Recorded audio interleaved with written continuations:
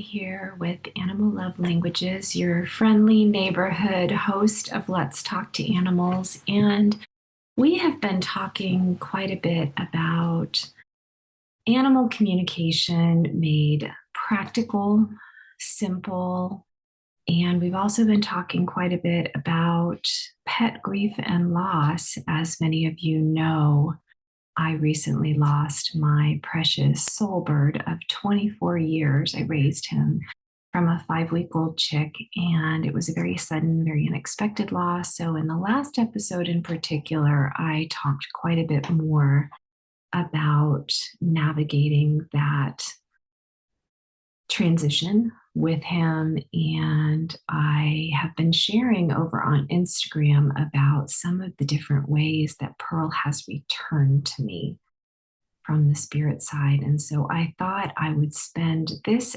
episode of Let's Talk to Animals sharing some of those stories with you.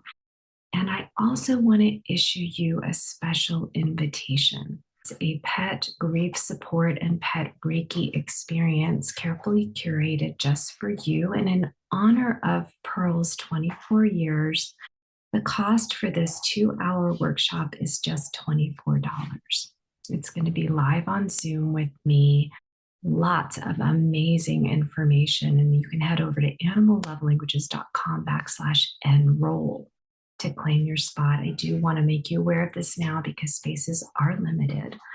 So I wanted to share some of the stories in case you don't follow us over at Instagram and you're not much of a social media person, which trust me, I can totally relate to that. There are days that I don't check it all, but we are over at Love and Feathers and Shells over on Instagram, so you can find us there. One of the first ways that Pearl showed up to me was to give me a single flash, a single image of him back in his physical form. And I'm still kind of unpacking what's unfolding with that and more to be revealed, but he showed me a very specific image and gave me a very specific name. And it was just a very brief flash, and it actually happened the day that he passed out of his physical form. So I'm not going to say too much more about that right now because more to be revealed, and I want to wait and share the whole story. But I share that because I was absolutely distraught. And if you haven't listened to the last episode of Let's Talk to Animals yet, I encourage you to go back and listen to that because I actually share what it was like for me, how I responded, and it's going to debunk any misconceptions you may have, any myths that may be circulating that becoming a professional animal intuitive or a Reiki master practitioner or becoming certified in any other form of intuitive art or energy work somehow exempts a person from the actual experience of grief and loss. It doesn't. Now, I'm not trying to make a blanket statement. I'll say it doesn't, it didn't, and it doesn't for me. In many ways, that day of waking up to find that Pearl had passed out of his physical body, I will honestly say it was the worst day of my life. It was so painful. So now the good news is all of the training that I've had, not just in the intuitive arts and the psychic arts and energy healing, but also in my many, many years, decades really, of recovery from disordered eating, from anorexia and bulimia, from anxiety and depression. I have a ton of tools in my toolkit. And actually, that's part of why I am offering this pet loss and grief support and pet Reiki workshop on March 7th, because I want to share those tools with you. It did not exempt, none of these tools, none of the training that I've had exempted me in any way from the feelings that had to move up and through me and out of me, that I had to go through this process. It's part of being an embodied soul that we go through these processes. We have to allow ourselves to move through these processes. We can't, if we try to tamp down, if we try to stall out, or if our mind gets involved and starts to tell us, you should be too evolved now to go through that.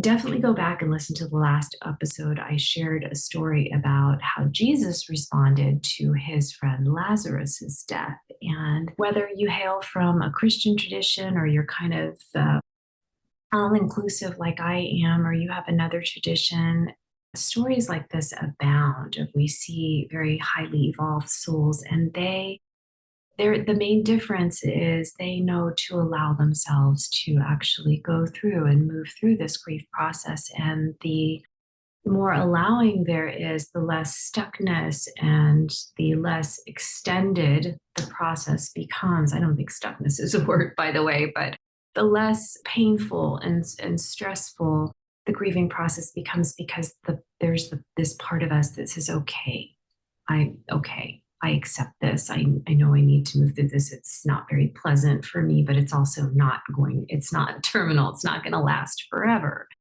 And the only way that it does feel like it's going to last forever is if we refuse to engage, we refuse to allow that energy to move up and through us. And so those were things that happened on the very first day. And the other reason I share that with you is I even though I'm not going to be able to share the whole story right now because I don't have the whole story yet, it's still unfolding. And I cannot wait to share the whole story with you, because I feel like there's quite a bit more in the images and the messages that Pearl sent me that very day. But I also want to share, I often get questions from my pet parent clients or my animal guardian clients, and they ask me, do I need to wait until my animal has acclimated to life in the spirit body, on the other side, life without a physical form? And my answer is no. Now, there can be cases where an animal is disembodied quite suddenly, maybe because of an accident or a very, very sudden illness, and maybe they need a little bit of time to adjust. But I've never found that this takes more than a few minutes, because this is none of us our first rodeo moving back and forth across what many call the veil. And I like that analogy, not because there's actually such a thing as a veil, but because there is a difference in degrees of energetic vibration. When we have a physical form, we are subject to gravity. Things can feel more dense. They take more time. Everything feels very solid and very quote unquote real. And in a way that everything's lighter, it's softer, it's more fluid, it's more easeful on the spirit side. And this isn't a process of I've suddenly woken up and I'm an alien in an alien land. This is my other home.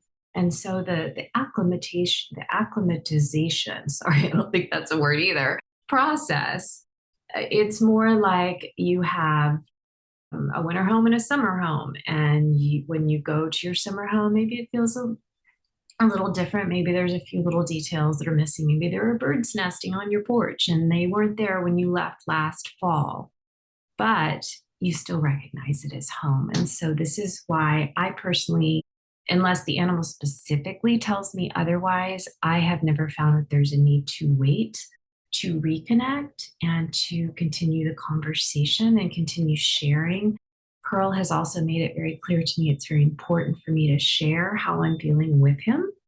And so I've been very honest. Every time I go by his beautiful little grave site in our backyard, I reach down and I touch the little plant on top of the stone that we put over his actual burial area. And I say, my love, my love, my love. Or I'll go out and I'll say, I miss you so much, or I will never stop loving you, or whatever is in my heart, whatever I feel like I just want to say or want to speak. And I encourage you to actually do this out loud. Talk to your animal and spirit out loud. They're still listening. They still have ears, but they're soul ears. They're not physical ears. And so it's that soul and that animal that is listening very intently and wanting very much to share with you in your grieving process, how you're feeling in any given moment on any given day. They also want to share with you how they're feeling. And several times when I've been working with Reiki, either with clients or my mom is having some physical issues, and I've been giving her daily Reiki, and I will see Pearl come through. And he was a tiny little bird. If you're not familiar and you're listening, or maybe you've just found Let's Talk to Animals, head over to Instagram to Love and Feathers and Shells or Animal Love Languages, and you can see how tiny he was as a physical form. He was a petite cockatiel. He never weighed more than 78 grams, 80 grams tops, and that might have been just after a really robust meal.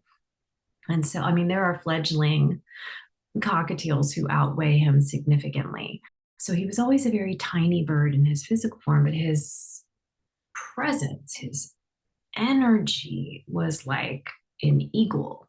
In fact, the very first time I posted his picture on social media, somebody commented and said, "Is that a baby bald eagle?" And I have always loved that, not just because somebody actually thought that I had a permit to keep a baby bald eagle or rehabilitate a baby bald eagle, but just because he embodies that energy. He's always been a regal eagle, and that was one of our nicknames for him. And he had this little bald eagle stuffed toy that he just loved. And I feel that energy, and I see him now. When he was in his physical form, he came to me at 5 weeks old, and he had been bullied, and he had had a few of his claws nipped off, and he had had the tip of his left wing damaged, so he could never grow those long flight feathers. But in the spirit form, when he comes to me, when he comes through me, I always see him coming from the back. He comes in through my chest, and his wings are enormous and they're glorious, and he's fully fledged, which is, talk about warming a cockatiel mommy's heart. I just love it. And he comes through most strongly with my mom because they were very bonded as well. He's also shown me, this is one of my favorites. I had a dream about 2 weeks after he passed, and this was my first time dreaming about him. And unlike so many of the dreams I had before he passed, which were all kind of me working out my fears about avian safety issues and things like that. And I even wrote a chapter in our memoir of Life Together, Love and Feathers, what a palm-sized parrot has taught me about life, love, and healthy self-esteem. I wrote a chapter called 101 Ways a Cockatiel Can Die because I was so paranoid about it while he was alive. And every single day of our 24 years together, at some point, I would find him doing something or thinking about doing something or near something that I didn't think was totally avian safe. And I would have those worries. And so, of course, they haunted my dreams. But when he came to me after he passed into his spirit form in the dream state, it was absolutely phenomenal. What happened is that I woke up one morning and I was laying on my side, and my hand, if you're watching the video, you can actually see this, or you can imagine it if you're listening to the podcast version. My hand was on my left shoulder. And this is really interesting because he almost always sat on my right shoulder when he was embodied. And so here he is on my left shoulder, which is symbolically where our companion angel throughout life will show up, and you can often feel that presence. Our guardian angel tends to be on our right. Our companion angel is on our left. So he's now on my left shoulder, and my hand is cupped around him exactly the same way I used to cup my hand around his body. And my thumb was moving, and I could feel his soft, feathery head underneath my thumb. And I was giving him neck feather rubs just the way I used to do when he was with me. And I stayed there for quite some time as I slowly woke up, and I just felt his soft, feathery head. And then when I kind of fully came to, I flopped over and started to contemplate it, and then fell back asleep.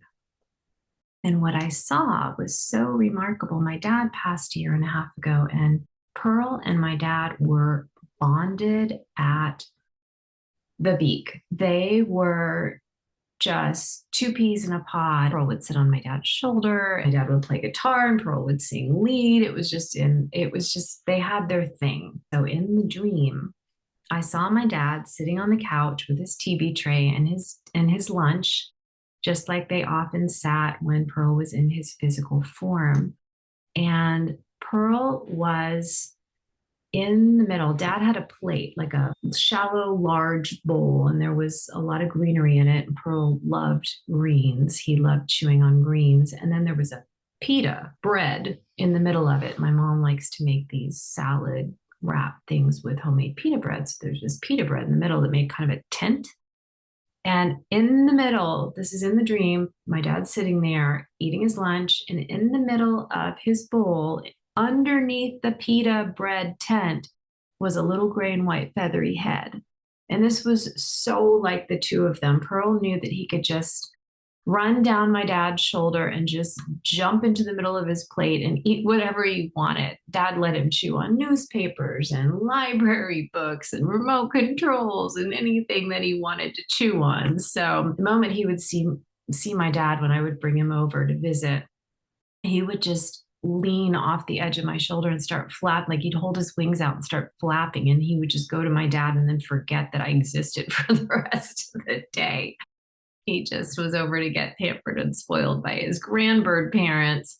And so it was so beautiful because they were just having the best time together. And I can feel them both on the spirit side, and they're just together. And what was really neat is that all the rest of us, Flash Gordon, our dachshund, Malty, my tortoise, me, and my mom, and Io, our box turtle, were all in the next room. And so the message was very clear that we're just in the next room. We're still here. We're just in the next room. And I felt Pearl's messages to me very clearly again and again and again. And this is the most amazing part. And I apologize, I don't have the technical savvy to pick up. Maybe I do. Maybe I do. Let me pick up this laptop here and see if I can do this. And I'm going to bring it over. If you're watching the YouTube version, I'm going to bring this laptop over here to this little painting, which you're probably pretty familiar with because it's in most of my posts. And you can see our 5 regulars. I've had this painting for years. I've loved this painting for years. You can see our 5 regulars. And then if you look just a little bit farther along the perch, you may notice something unique.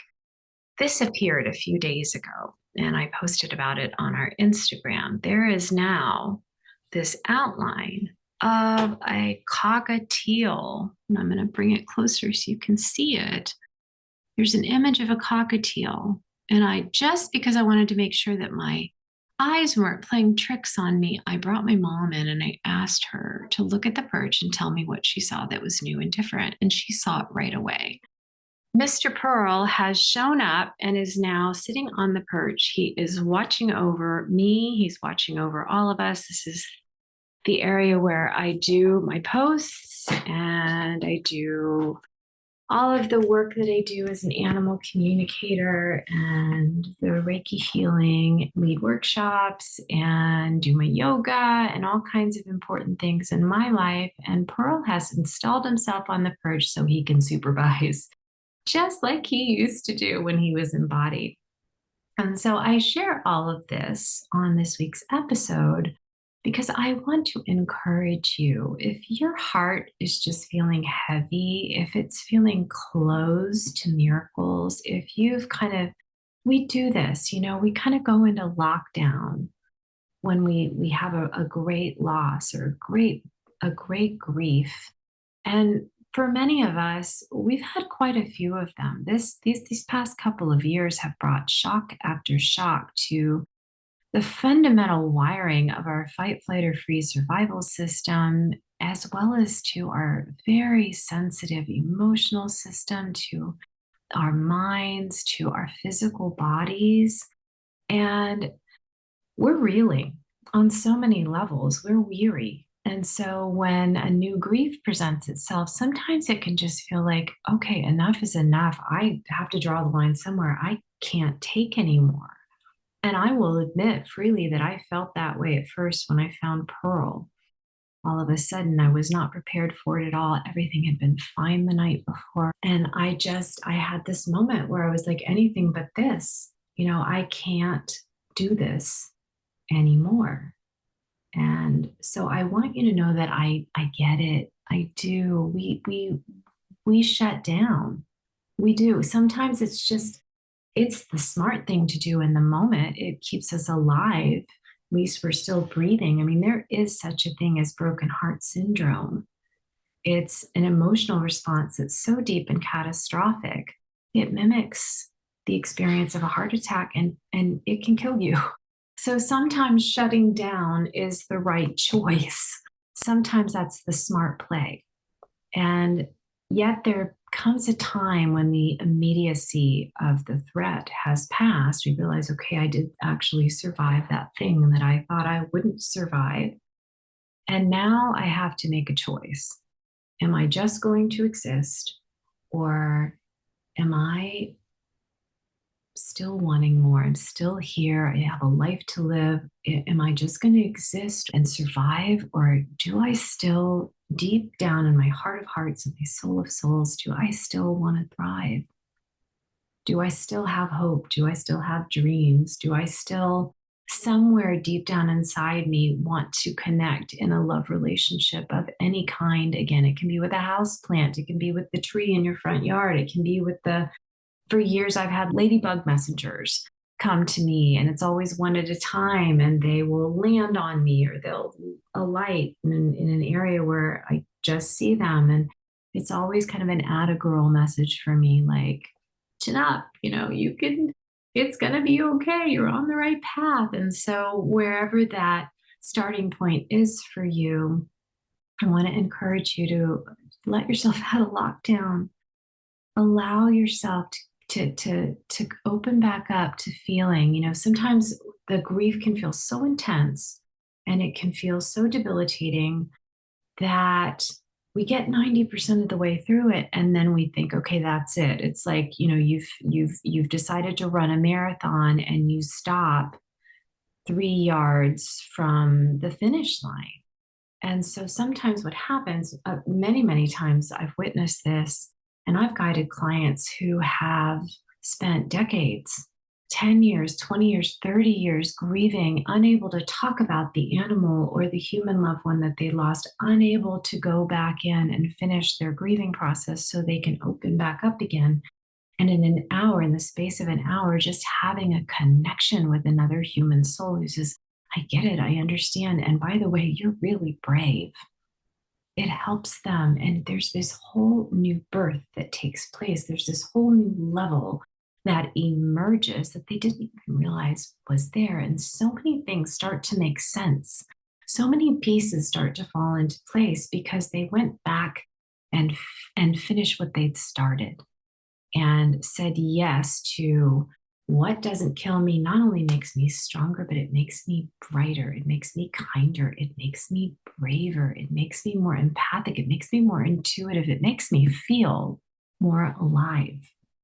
And so that is why I want to encourage you. If you're struggling, if you're grieving, and it doesn't just have to be an animal, any species, we're all animals here on this round blue and green world. If you feel isolated, if you feel like you're struggling, please join us for this Pet Messages from the Other Side workshop. It's going to be very special. And I'm really looking forward to it because I'll be honest, I need support too. And I know Pearl's going to show up in spades. And I know that the animals attached to the people that are going to attend this workshop are going to show up.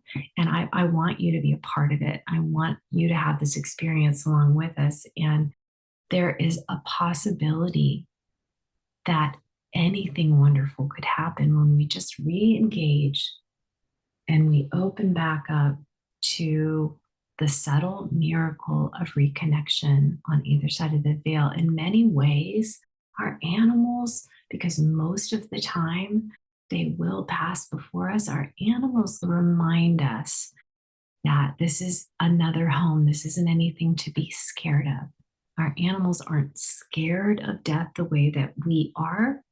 It can be a little discombobulating to go through the process of separating from a physical body. There's always going to be that element, but their remembrance, their emotional memory is so much more intact than ours is. And so it's so much easier for them to move back and forth and back and forth. And you may even discover that your animal wants to come back to you. I've helped several of my pet parent clients, and you can head over to animallovelanguages.com/blog and you can read several of the stories that they've allowed me to share about shepherding animals back into a new physical form to have yet another wonderful experience of life here on earth together. And so I want to encourage you to consider that anything is possible. And if you've been feeling stuck, if you've been feeling lost, if you've been feeling enervated or without inspiration or just kind of dead inside, then this is calling out to you to say, let's rekindle that inner flame. Let's call your spirit, let's call your brave heart back into your physical body, re engage and reawaken to fresh possibilities for messages from your pets from the other side, for new love relationships of all kinds and in the most wild and wonderful places, and new friendships between you, me, other fellow humans who love animals. This is what our grieving hearts need. And so I hope today's episode has been inspirational to you. I hope you've enjoyed hearing some of these stories about how my own recently departed love pearl is returning to me and some of the signs and the wonders that I'm experiencing. And I would love to hear from you. I love to hear your stories. I love to hear about your animal loves. Please do leave a like, go ahead and subscribe anywhere that you find this podcast or vlogcast. Leave a comment. It truly does help keep our little show alive and thriving. And I hope you will join us for the Pets on the Other Side workshop, which is coming up soon. Okay, all my love, my dear ones. Bye for now.